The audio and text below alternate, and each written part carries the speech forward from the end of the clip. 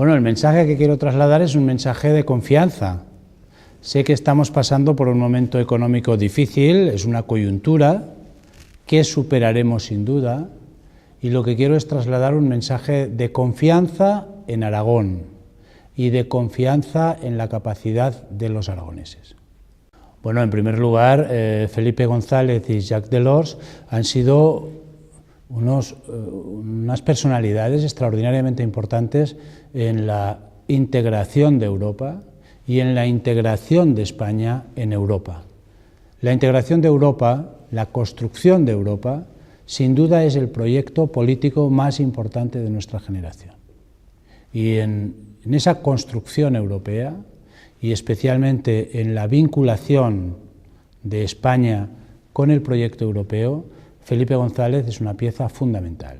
Y Jacques Delors es una pieza fundamental en lo que es la construcción de la Unión.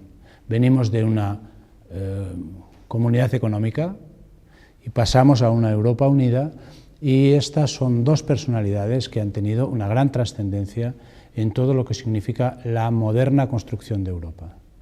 Y Juan José Arenas es un ingeniero muy importante, altoaragonés, que ha construido el puente del tercer milenio.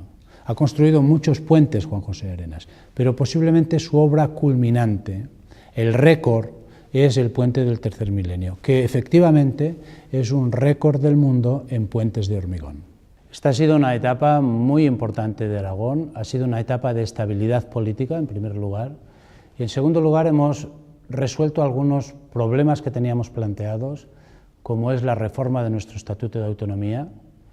Hemos resuelto también un problema muy importante con la política hidráulica, hemos sido capaces de evitar el trasvase del Ebro, eso es muy importante, y hemos puesto en marcha y hemos desarrollado un proyecto que nos ha sido referencia en todo el mundo, que es el proyecto de la Exposición Internacional del 2008. Ha sido, por tanto, una época muy importante para el conjunto de Aragón.